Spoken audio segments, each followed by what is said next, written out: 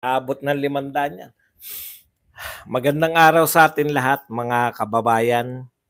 Dito na naman tayo sa another episode ng ating vlogs.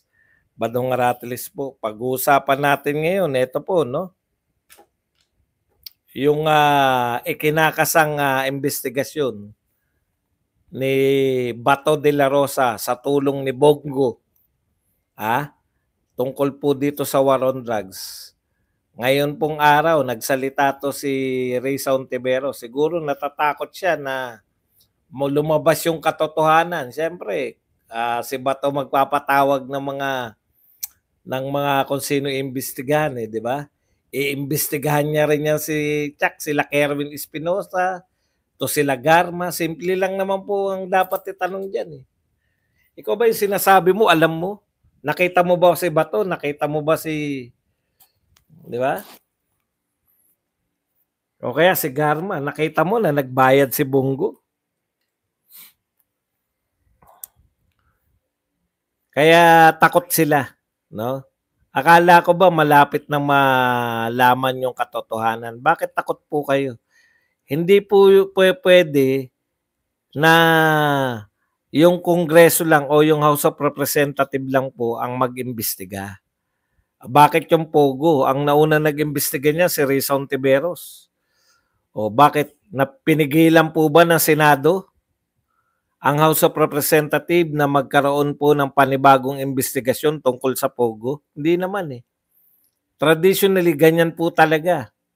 Nung panahon ng war on drugs, inimbestigahan sa yung mga nagkakandili. Yun ba sila Dilima, nasa Senado, tapos nasa House of Representatives din yung mga testigo laban kay Dilima.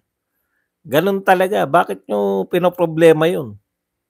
Okay, yan po mga pag-usap. At tapos marami po nagsasabi na nakakatawa si Bato. Pero sa lahat po na nakakatawa, bakit nagagalit kayo? Dapat pinagtatawanan nyo lang, di ba? Kasi nakakatawa lang. Yan po mga pag-uusapan natin at iba pa pong balita. Sama na natin tong mga initial na pinag-uusapan ngayon. Kasi nasa X na. Yan yata yung topic na naman, no? Yung budget pa rin. Noong 2022. Walang katapos ang budget. Mukhang nga sinasalang na nila ngayon yung mga kino-question na nila yung findings ng mga auditor ng COA. Auditor ng COA. Mas marunong pa kayo sa mga taga-COA. Abogado po yan, CPA pa, no? Kayo ba? Yung mga nag-iimbestiga, trabaho po nila yan. Marunong po sila mag-audit. Ang kino-question na po ngayon, bakit yung mga audit ng COA, bakit hindi nila nakikitang may kasalanan si BP Sara? O, di ba? Dati, COA kayo ng COA. Nasaan na yung COA? Hiningin nyo pa yung report ng COA. Ngayong nahawakan nyo yung COA report, wala kayong makita na dinidiin ng COA si BP Sara. COA na ngayon ang iko-contempt nyo? Yari kayo dyan. Subukan nyo i-contempt yung COA. Sabihin nyo, nagsisinungaling. Okay. Eto po. Yan po mga paglilingkod natin. Pero bago yan, pindot na. Okay. Punta po tayo rito. No? Ito po. Akala mo tong mga to, no? Certified true copy, acknowledgement receipt. Naglalabas po sila nito para parang may bago silang natuklasan. No? Ito po, tignan nyo, parang bago na naman. Yun. Merong 16 million lang po mga pinag-uusapan dito. Mamaya po magugulat kayo, billion po pag-uusapan natin. Million lang po ang pinag-uusapan dito. Okay. Sabi po nitong politiko, ano po to? Site po na pabor din sa kanila. 16 million simot sa loob ng 11 araw. Aba, bago na naman. Nanimot na naman ng pondo si BP Sara. 16 million sa loob ng 11 araw. Lapit nyo nga ulo nyo, mga taga-Quadcom. Alam nyo ba yung nilamon nyo? Isang oras lang, 20 million. Ito, 16 million, 11 days. Pinoproblema nyo. Hindi nyo pinoproblema yung 20 million na nilamon nyo, nilantakan nyo ng isang oras. Okay. Pakinggan natin yung sinasabi nitong mga site na pro-Marcos. Tanggapan ni Vice President Sara Duterte gumastos ng 16 million sa loob ng 11 araw noong 2022 para sa renta ng safe house. Naungkat ang gastos na ito sa pagdinig ng House Committee on Good Government and Public Accountability ukol sa paggamit ng pondo ni VP Duterte. Naungkat, ibig sabihin, bago to. Naungkat eh. Ha? Bago ba yan? Hindi po. 11 days, pamilyar kayo sa 11 days, di ba? 11 days, teka muna, narinig na namin yung 11 days. May naungkat na naman kayo, may bago na naman. 2022, 11 days. Teka muna, parang narinig na namin yan. Tama po kayo, narinig nyo na yan. No? 11 days noong 2022. Tama po kayo. Yan po yung tinatawag nating confidential fund. Bahagi ng 125 million. Inuulit-ulit lang. Ngayon naman po ang ginagawa nila, iniisa-isa na yung item. Yan pa rin po yung 125 na ginastos in 11 days. Yan po pinag-uusapan nila ngayon sa House of Representatives. Badong. Paulit-ulit? Opo, paulit-ulit. Baka makakita sila ng kasalanan. Sino yung tinatanong? Yung COA pa rin. Yung COA pa rin. Yung babae, siya pa rin. Ano ba sinabi nung nakaraan? Sinabi niya nung nakaraan, walang anomalya. Ngayon, ano sasabihin? Di walang anomalya. Ibig sabihin, yung buong 125, walang anomalya. Tapos yung bahagi ng 125, magkakaroon na anomalya. Kinakailangan lang meron yan para may bagong maibanat. Bakit wala na lang bagong ibanat? Wala kasing makita kay BP Sara. Pag naghagilap sila kay BP Sara, halimbawa, inutusan nila, oy, puntahan mo nga yan, hanap ka ng butas kay BP Sara. Nako-convert Bakit? Panay po paglilingkod ang ginagawa ni BP Sara. Pasensya na po kayo, babaliktad na po ako. Sara Duterte for president na ako. Yun pa rin po yun. Yung sinasabing 16 million na ginastos ng 11 days, bahagi po yan ng 125 million na ginastos ng 11 days. Bakit pinag-uusapan pa ba dong? Para may bago. Di ba hanggang 2028 nga yan? Di ba? Hanggang 2028 kasi yan. Kaya ngayon, ang binubusisin naman nila, safe house. Paano nangyari na 11 days gumastos tayo? Ano ba yung safe house na yan? Naintindihan nyo na. Yan po yun. So wala pong bago dyan. Kaya ako magtsatsaga, 7 oras, 12 oras, yan ang pag-uusapan. 125 days. 125 million in 11 days. Ito bago. No? Ito po ang mga bago. Okay.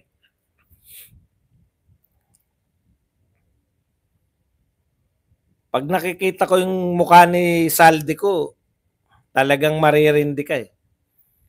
The House of Representatives has earmarked.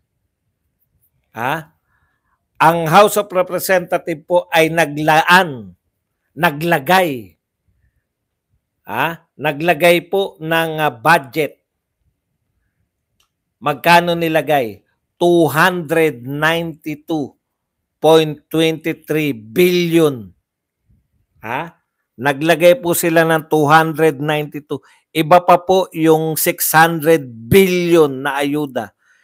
Magkanong ayuda? 600 billion na ayuda. Magkanong ayuda? 600 billion na ayuda. Kinakailangan pong isaksak natin sa utak niyo.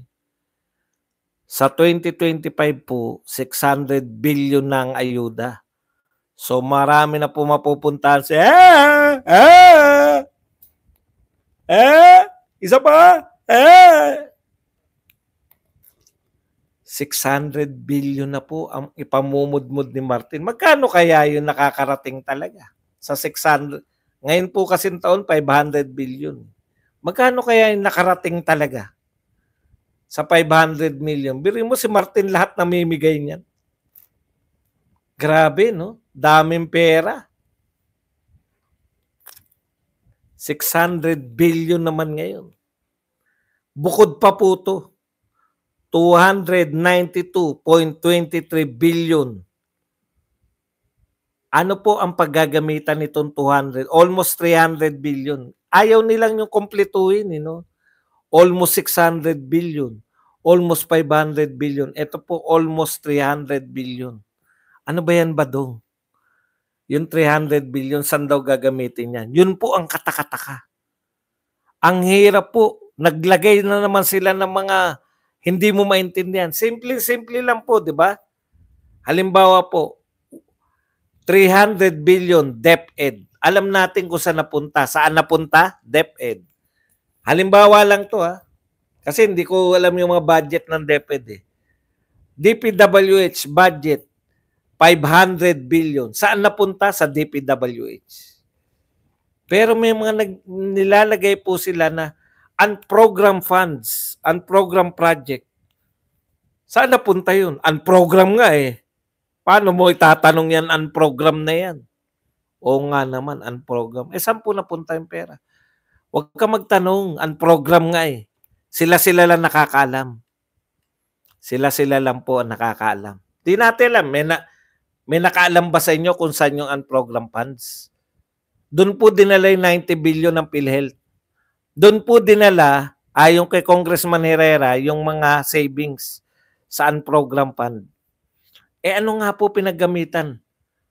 Di ka ba nakakaintindi, Badong? Unprogrammed nga eh. Ibig sabihin, bawal ipaalam kay Badong.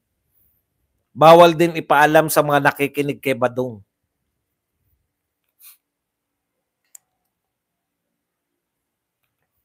Di po ba? Antindi, no? Ngayon, may bago po. Walang karapatan mag-imbestiga si Bato dahil siya mismo ang kasangkot sa EJK. Cool ka lang. Cool ka lang, Elmer Alday. Pwede ba dito muna tayo? Budget pa to eh. Cool ka lang. Mamaya, wag niyong ano yan. Wag niyo pong tanggalin. Hayaan niyo manakit ang mga dibdib nila. Ito po ang pinaggamitan, 292.23 in the proposed national budget for 2025. 2. Ito po paggagamitan, kapit po kayo. 2. Boost social services, strengthen social safety nets, and ensure food security. Patay na tayo riyan. May almost 300 billion na hindi na naman maintindihan kung saan gagamitin. Ito po paggagamitan, kayo po naunawaan nyo to. Ako, ang tagal ko na po sa gobyerno. Ang tagal ko na po sinusubaybayan yung mga pautot na mga to. Ito po ang pinaka mga imposibleng mga pinaggagastusan ng pera. Number 1, to boost social services. Ano po ibig sabihin ng pukilang to boost social service? Booster? Bibili kayo booster? 292. Tatlo po itong paggagamitan. Palagay na natin tigwa 100 billion na lang. Bibili kayo. Ano po ibig sabihin ng boost social services? Social services, alam po natin yan. Di ba? Yan yung sa DSWD. Pag sinabi mo pondo ng DSWD, okay yan. Alam natin. Yan yung papamigay ng DSWD pag may baha. Pag may ayuda, pag naghingi yung mga taga-OBP, ni-repair, dapat bigyan nila. Yan po yung budget ng DSWD.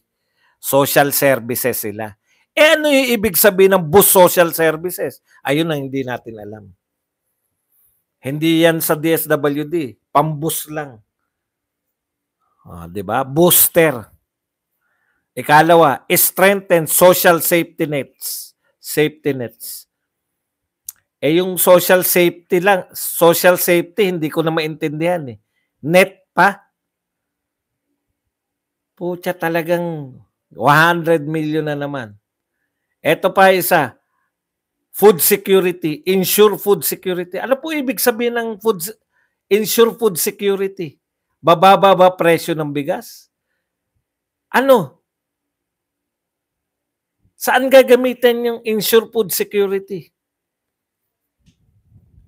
Almost 300 billion sa mga programang hindi natin maintindihan. Ganyan po kalupit tong gobyerno na to. Lalo na pag nanalo ang kanilang mga senatoriables. Puta, okay lang pala, Brad. Kahit na saan natin dagdagan pa natin yan. Yung tatlo na yan na hindi na nila maintindihan. Alam niyo po, pag hindi maintindihan na popondohan, katulad ng unprogrammed funds, hindi po maipaliwanag, hindi po natin alam kung saan ginastos. Eto, may mga bagong termino. Nakakatakot po yan. Hindi mo nga alam kung saan ginastos eh. Sino magbabantay niyan? Masyado kayong concern sa 16 million. Etong 292.93 billion, kayo to eh. Kayo nag-propose nito eh.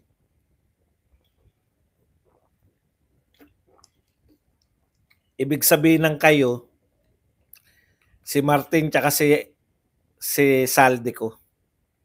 Meron na naman sila, bukod po sa 600 billion na ayuda, meron pa po silang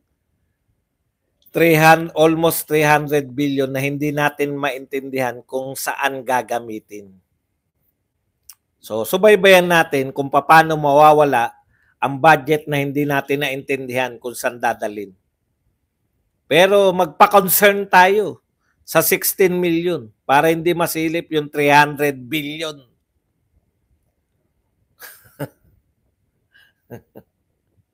Okay. Isa na lang po bago tayo pumunta riyan sa War on Drugs investigation sa Senado. ABS-CBN to lay off 100 as ad revenues continue to drop industry-wide. Okay. Bumababa na po ang ad. Ang naglalagay ng mga commercial dito po sa mga traditional media katulad ng ABS-CBN.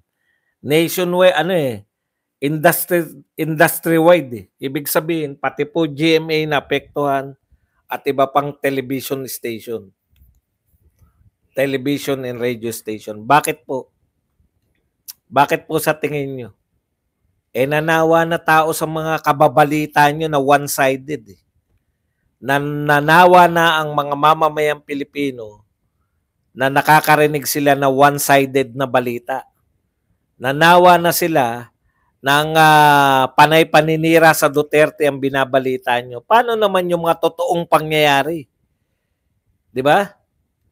Kaya bibihira na po yung mga loyal viewers nila. Siguro sa balita na lang. O sa mga drama na lang nanonood. Ayaw na ng mga pinapaboran nyo. Yung mga powers that be. Yan lang ang paliwanag namin dyan. Okay. Tignan nyo nga naman, no? Sa totoo lang naman. Kayo, kompleto. May director, meron kayong newscaster, meron kayong mga writer, meron kayong producer. Bawat segment, putya, ang vlogger, mag-isa lang, solo lang lahat. No? Pero bakit mas paniwala yung vlogger? Yun na nga eh. Wala kasi nagdidikta sa kanila ng maliban sa bayarang vlogger. Kaya ganyan po ang mangyayari sa mga bayaran para na rin kayong mawawala na rin kayong ng interes sa mga tao sa inyo. Kasi mahalata kayo eh. Alam nyo, once na may magbayad sa inyo, ine-expect na nagbayad, na panay sila ang topic nyo. Nakuha nyo? Tandaan po ninyo, pag paulit-ulit yung vlogger, na kahit walang balita doon sa tao na yun, ay siya ang binabalita. Yun ang nagbabayad doon. At dali lang na mahulihin. Pag yung vlogger, iba-iba ang balita, iba-iba ang topic. Ayan, okay yan. Malamang sa malamang.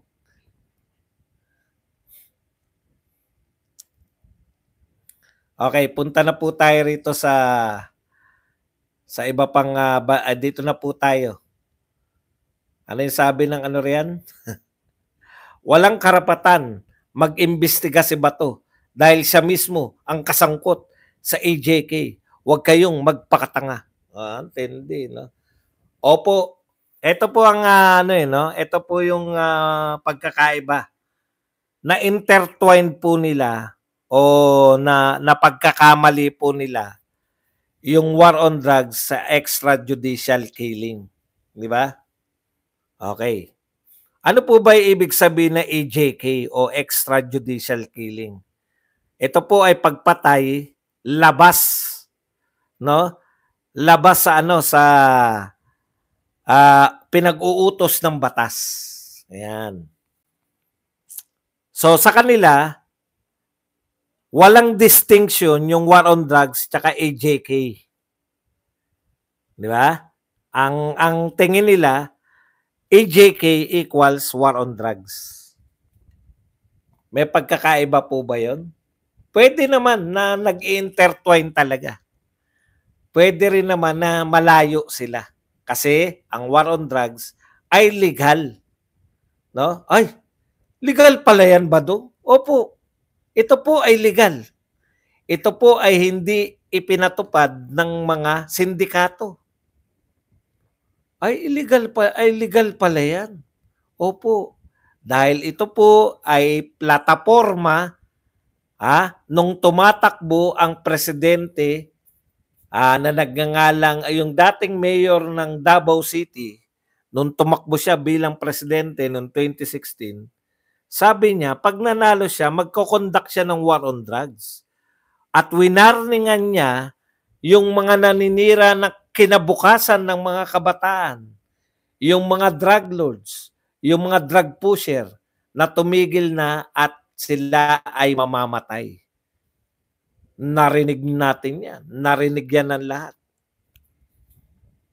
Kaya siya nanalo dahil sawang-sawa na ang mga tao, no, sa mga krimen na gawa o drug-induced crime.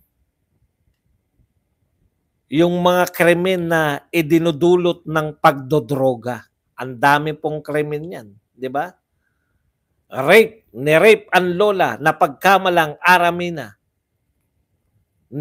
Pinatay ang nanay at tatay at kapatid dahil napagkamalang demonyo.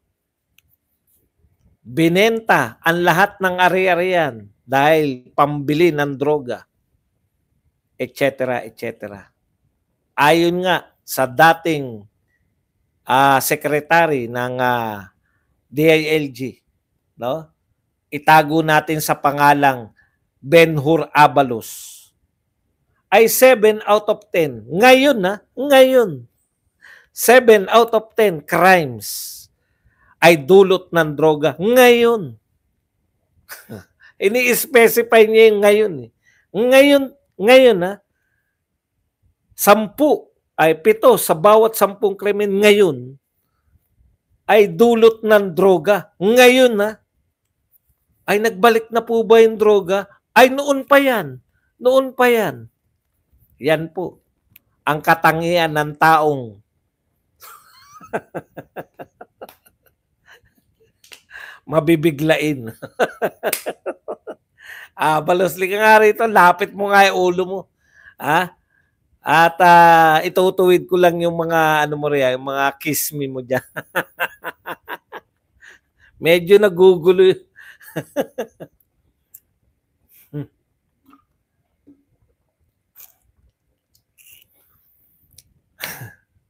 Kaya po, ayon po sa ulat ng PNP, 73%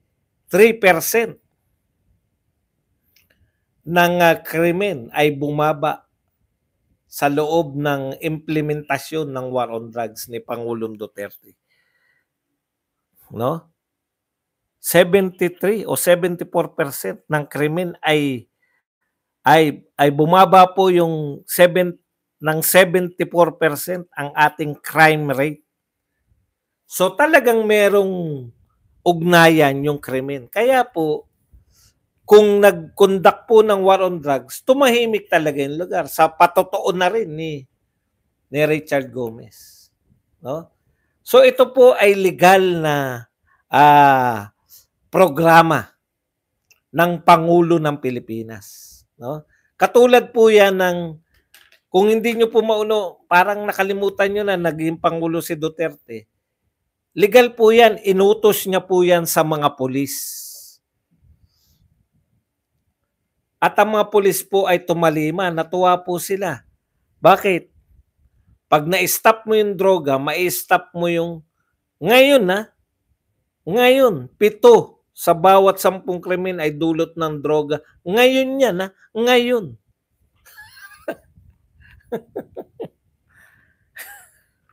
Ay noon pa yan.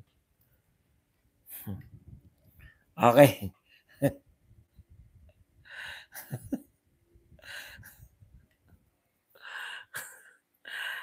Ngayon, meron naman daw war on drugs ngayon. Bloodless war on drugs. Pero hindi naniniwala si Richard Gomez eh. At of all people, si Richard Gomez pa po, no? Isang artista na naging politiko na hindi naman kinakita ng husay, no? Hindi naman natin nakita na si Richard Gomez ay kasi hindi siya maepal eh.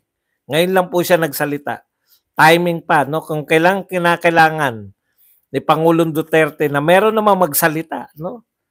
Wag namang mga vlogger lang yung magsalita o yung mga nai-interview lang na mga vlogger ang nagsasalitang mamamayan. No? How about you? LGUs. No? Kaya talaga pasalamat ako rito sa mag-asawa eh. Imposible po yung bloodless. Ano sabi ni Richard Gomez? Ito po, kung totoo po kayo na nag-war on drugs ngayon, kayong mga kapulisan na bloodless po, pabulaanan niyo po yung sinasabi ni Richard Gomez. Pwede bang pakiusapan yung drug lord? Uy, wag na kayo magbenta ng droga. Opo, sige po, hindi na po kami magbebenta. Ganun po ba ang labanan? Kaya sabi ni Richard Gomez, imposible. Imposibleng hindi walang armas yung mga yan. Kaya nagbubulahan lang tayo eh. Tanong, dahil ba sa bloodless war on drugs na yan, meron na kayong mga nahuling drug lord? Walang napatay kasi bawal kang patayin. May sumuko ba? Ay, kinabahan po kami. Drug lord po ako eh. Bakit po kayo sumuko? Naku, kinabahan ako eh. Natakot ako sa bloodless Nakakatakot po. Bakit pa po ako? Milyon-milyon po kinikita ko araw-araw. Ha? Drug lord po ako, milyon-milyon po kinikita ko, bilyon po kinikita ko rito sa droga eh. Ha? Nung nagdeklara po si Pangulong Marcos na bloodless war on drugs, abay natakot po ako. Kaya sumuko na po ako. Drug lord po ako eh. Meron po ba kayong mariringgan na gano'n? Pwede yun kung ang kabats mo, kung ang kapareho mo mag-isip yung nagsabi ng, ngayon to ngayon, 7 out of 10 drugs. 7 out of 10 na krimen ay dulot ng droga. Ngayon to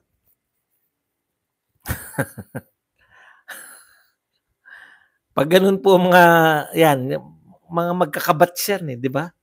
Pare-pareho mag-isip eh.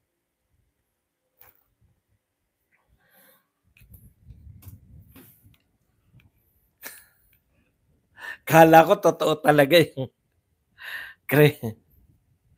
kalaban at kriminal, kalaban at kriminal. Benora, yung pala kalaban ng kriminal. Mga talaga itong mga tao rito sa social media. Okay. Ang katotohanan po, legal ang war on drugs dahil ito po ay pinag-utos ng gobyerno, no? proyekto po 'to, 'no? Parang ano po 'yan, parang, kung hindi niyo na po natatandaan kasi makakalimutin tayong mga Pilipino, eh. Parang ano po 'yan, yung mga proyekto ni BBM ngayon na flood control program, 'no, 5,500, 'no, yung biyahe-biyahe. Uy, speaking of biyahe, alam niyo po, may dalawa po akong nakita dito sa internet, 'no. Yung mayayamang bansa talaga grabe 'no, saludo ka. Yung emperador po ng Japan, ewan ko kung may mga taga-Japan dito. Nakita po sa video 'no, sumasakay po pala sila sa tren, 'no, sa Tokyo nakita, na kaway na kaway yung mga tao, tuwang-tuwa sila nakikita nila yung kanilang emperador sumasakay ng, tren. Ang galing, emperador na po yun, emperador po yun, 'no. Sa ano naman po, Singapore, 'no, nagpalakpakan po yung mga tao, alam niyo po? Nakita nila yung prime minister nila, yung pinakapinuno po ng Singapore, sumakay po sa commercial airlines. Ang galing 'no? Tuwang-tuwa po yung mga tao, standing ovation sila. Pinapalakpakan po nila yung kanilang ano, yung kanilang, prime minister. Singapore, mayayamang bansa po 'yan. Alam nyo, diyan lang po mag-i-improve ang ating pong transportation system. Kung ang mga cabinet official, halimbawa po si Abalos, kung si Abalos ay sasakay ng MRT araw-araw, ewan ko kung hindi gumanda yan. 'Di ba? Kasi pag hindi gumanda yan, yari kayo dyan. Yan. Dito, nakikita yung bungi ko. Yari kayo dyan. Sangiwing. Di po ba? Dapat kayong lahat na opisyal nagta-travel kayo by bus, sumasakay ng bus. Yung totohanan, ha? Eh yung kay Lenny, kalokohan lang yun. Wala pong pupunta ng Bicol na maghihintay sa kalsada. Kung ikaw pupunta ka ng Bicol at sasakay ka ng bus, saan ka pupunta? Sa bus station. Sino po yung mga nag-aabang ng bus? Willing tumayo yun. Wala po ako nakitang pasahero na willing tumayo mula Maynila hanggang Bicol. Kaya kalokohan po yan, naghihintay sa kalsada. Mananakay ako eh. Pasahero po ako. Doroteo Santa Cruz lang hanggang sa Pampalay. Pumupunta pa kami ron. Pumipila pa kami ng malayo para makaupo. Dahil yung 3 oras na biyahe, ang hirap pong itayo nun. Yung mga tatayo lang, yung mga narito sa madadaanan dyan, sa Melaloma, na may nginunguyapang Milas Lechon, tatayo sila ngayon hanggang sa Pampalay. Ayun. Yung totohanan, hindi po yan sa bus station po yan. Okay. So, ito po ay legal na gawain na nagdulot po ng pagbaba ng krimen sa Pilipinas. Kayo po ang nagpapatunay niyan. Hindi lang po si Richard Gomez. 'Di ba? O isa pa si yung asawa niya, si Lucy. Ano sabi ni Lucy? Kahit na kasi naging mayor din yun na Ormoc, palitan sila ni Richard. Kahit na anong gawin yung kampanya sa baba, kung ang kasabwat ng mga drug lord, yung mga tagatas, yung matataas sa gobyerno, wala rin, mahirapan sila. Kaya pasalamat sila kay Duterte dahil kaaway siya ng drug lord. Ngayon po, eto na po tayo ngayon. Ano sabi ni Bato? Bakit siya napilitan na magko-conduct na siya? Eto sinabi ni Bato, ibang klase, no? Sabi ni Bato. Ang pinaniniwalaan nila, drug lord na. Drug lord na ang kanilang pinaniniwalaan para idiin ng Duterte allies. Drug lord na ang kanilang spokesperson. Yan po sinabi ni Bato. Dito po kay Kerwin Espinosa. Sabi niya, grabe. No? Drug lord na ang pinaniniwalaan. Spokesperson nila, drug lord. Naghahanap po ng katarungan yung drug lord. Mahihiwagaan ka talaga eh. Yun po yun eh, yung comparison eh. Dati po, ang drug lord nagtatago, ang drug lord nakakulong.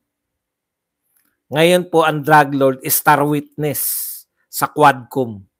Nauna na si pinaghinala ang drug lord Mabilog at ngayon naman po si Kerwin Espinosa.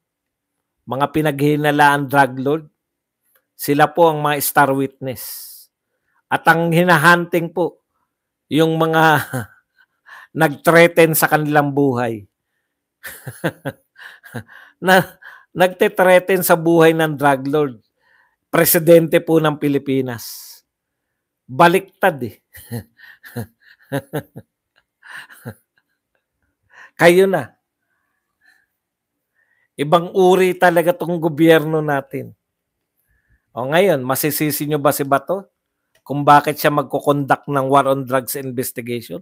Karapat dapat lang. Bakit? Para maitama po. Totoo naman, may pagmamalabis. Para ngayon, di ba? Lahat po naman may pagmamalabis, pero hindi po ibig sabihin yan na masama na yung war on drugs. Meron talaga nagmalabis. Pinakamaganda nga niyan, yung poster boy na biktima eh. 'Di ba yung Kian de los Santos, de los Reyes ba? De los Santos. Kian de los Santos o de los Reyes. 'Di ba? O ngayon, dahil sa tulong po ni Acosta na hindi tumakbo. Sayang naman pagpo-promote ko sa iyo, Priscilla Acosta. Hindi ka pala tatakbo. O, 'di ba? Dahil po sa tulong ng Pau Pau Pau. Nakulong po yung mga pulis. Meron naman po talagang pagmamalabis kahit saan naman po eh.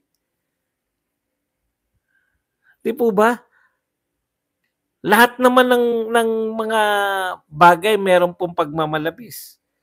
Teacher, may nagmalabis, meron din yung mga decent, meron ding mga judges na nagmalabis sa kanilang tungkulin. Pero yung ituring nyo dahil sa ilang pagmamalabis, ituring ninyo na failure yung war on drugs. Yan po malaking kalokohan. Failure po yan sa mga drug lords. Kaya, bakit nyo pinagtatawanan si Bato? Kasi ang nakakatawa dito, basahin po natin yung mga natatawa.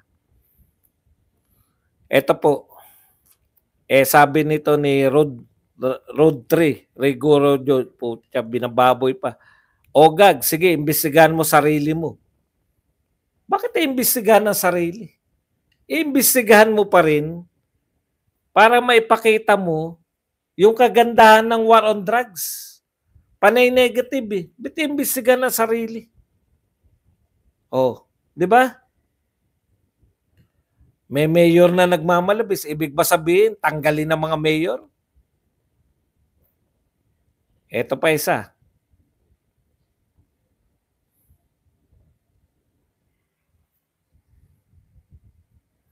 Sobrang patawa si Senator Bato, sabi ni Laila de Lima.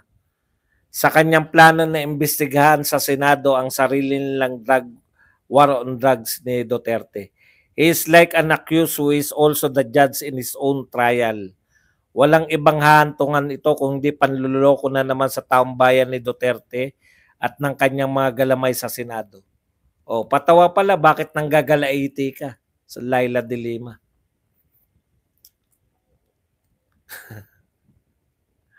Bias ba? Bias si Bato? Bias din yun eh. Bias din yung House of Representative laban sa mga Duterte. Bakit hindi mo inawat?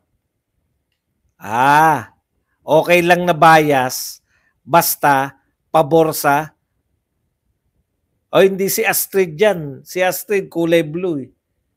Baka ano lang yan.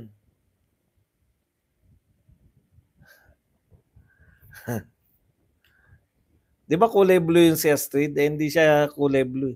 Ginaya lang si Astrid niyan.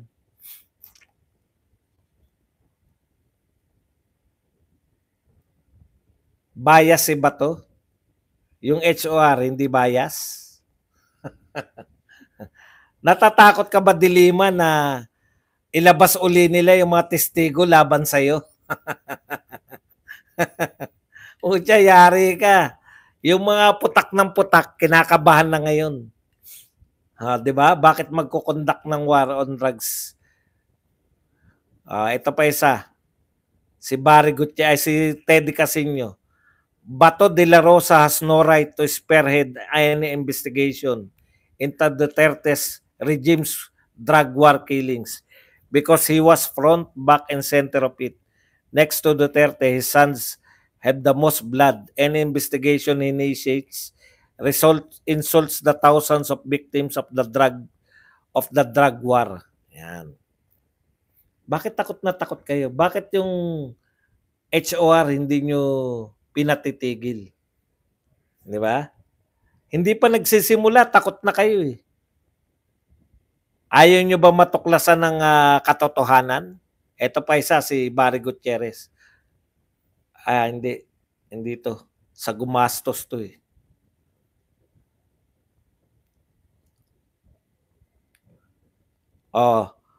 Bato de la Rosa has no right daw. He has every right because he is a senator of the Republic. Dahil dyan, ito po ang panawagan ngayon ni Risa Hontiveros. Senator Risa Hontiveros pushes for a Senate Committee of the Whole investigating of former President Rodrigo Duterte's drug war. A day after Senator Ronald De La Rosa bared plans to lead a probe into the same drug war he leads as PNP chief. Alam mo, Senator Hontiveros, gumalang ka naman sa kapwa mo, Senador. No? Ikaw, nagli-lead ka ng POGO hearing, ini-implicate mo sa POGO hearing mo si Pangulong Duterte, hindi ka pinakikialaman. Nung narinig mo na mag-iimbestiga si Bato, gusto mo hindi kunin ng Committee of the Whole? Ang gusto niya, Senate President na raw ang mag-imbestiga, wag daw si Bato. Kita nyo? Bakit ba takot na takot kayo? Yung mga dilawan, makabayan, black, ang takot na takot. Ano? Kasabwat ba kayo? Meron ba kayong tinatago na hindi namin alam? Bakit takot na takot kayo? Risa Hontiveros, napangunahan ni Bato. Sinusulot mo pa. Gusto mo pa si Senate President. Alam nyo, ito po, pag natuloy po ito, yari na naman ang Senate President, si Waiter. Kaya pipigilan nila yan. Dahil pag natuloy yan, mukhang meron na namang mapapalit ang Senate President. Tandaan nyo, napalitan po si Subiri dahil po sa investigasyon ni Bato. Sa PDEA leaks. Ngayon naman, investigasyon niya sa war on drugs. Yari ka na naman, Keso.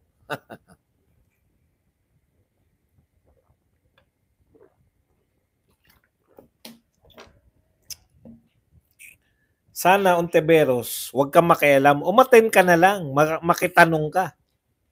No? Palibasa, alam mo na pag kung sino ang chairman, kayang itwist yung katotohanan, kaya takot na takot kayo. Tama yan, Senator Bato. Huwag ka magpa-pressure dyan. Imbitahin mo kagad, unang testigo si Pangulong Duterte para maipaliwanag kung ano ang war on drugs. Actually, alam po ng mga tao lahat eh. Alam po ng mga tao na maganda ang war on drugs. Ito lang mga to ang hindi nakakaalam. Alam nyo na kung bakit. Yan lang po ang ating topic. Pwede na po kayo magtanong. Pwede po kayo magbigay